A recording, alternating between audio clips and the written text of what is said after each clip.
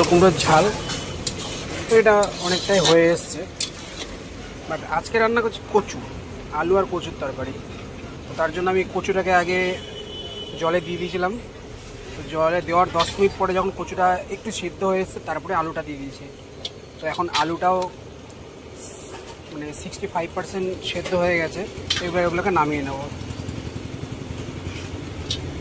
তো সেদ্ধ করার সময় এর মধ্যে একটু লঙ্কার গুঁড়ো, তারপরে হলুদ ও লবণটা দিয়ে দিয়েছি। তো সেদ্ধ করার সময় এগুলো এর মধ্যে ইনপুট হয়ে যায়। যাই হোক, আমার এটা হয়ে গেছে, এবার এটাকে নামিয়ে নেব। গরম হয়ে এসছে। আর এদিকে হচ্ছে এটা হচ্ছে ধনে গুঁড়ো, জিরের গুঁড়ো, শুকনো লঙ্কার গুঁড়ো, হলুদ আর আদা পেস্ট। এটাকে এক জায়গায় নিয়ে নিচ্ছি। এটাকে একটু খুলে মানে জল দিয়ে ঘেটে নেব।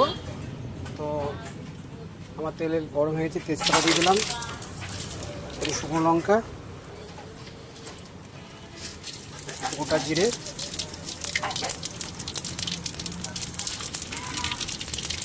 এটা একটু মানে ফোড়নটা রেডি হয়ে গেলে বাকি মশলাটা আমি দিয়ে দেবো। তো তেলটা গরম হয়ে গেছে, মশলাটা দিয়ে দিলাম।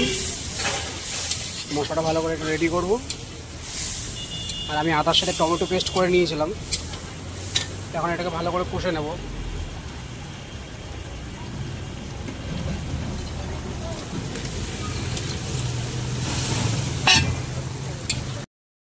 তো মশলাটা আমার হয়ে এসছে, আর একটুখানি কষে নেব। তো ঢেলে দিয়েছি। এবার এটাকে ভালো করে নেড়ে চেড়ে ঢেকে দেবো। আস্তে আস্তে আস্তে কষবো এটাকে। যদি এটা সিদ্ধ হয়ে আছে, বাকিটা সিদ্ধ কষতে কষতে হয়ে যাবে। আর লবণটা পরে একটু চেক করে নেব, যদি লবণটা বেশি করে দেওয়া নেই।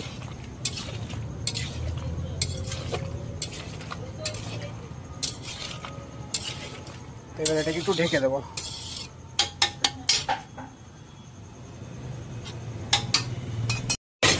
এই ঢাকনাটা খুলে দেওয়ার পরে দেখুন কালারটা কি সুন্দর হয়ে গেছে। এটাকে এখন কন্টিনিউ কষে যাবো। সবশেষে জল দেবো হালকা পরিমাণের। তারপর তখন কষেই যাব। আর নামানোর সময় গরম মশলা, ঘি আর সামান্য চিনি দেবো। ঘি হয়ে গেছে। তো এতে ঘি, গরম মশলা, চিনি, এভরিথিং যা যা লাগে সব কিছু দিয়ে দিলাম। দিয়ে এখন নামিয়ে নিচ্ছি। আর একদিন আমি এই কচু দিয়েই ডাল করে দেখাবো। সবাই তো মুগের ডাল, মটরের ডাল, সব কিছু দিয়ে ডাল করে, আমি জাস্ট কচু দিয়ে ডাল করবো। এটা অনেককে সারপ্রাইজভাবে খাওয়াবো, বলবো না যে কী ডাল করেছি। আমার কাস্টমারদেরকে আমি খাওয়াবো, হয়তো সে পরে কোশ্চেন করতেই পারে। তার আগে খেয়ে নেওয়ার পর বলবো যে কী দিয়ে করেছি। যাই হোক, সেটার জন্য পরে চিন্তা পরে থেকে গেল। আপাতত এটাকে নামিয়ে নিই।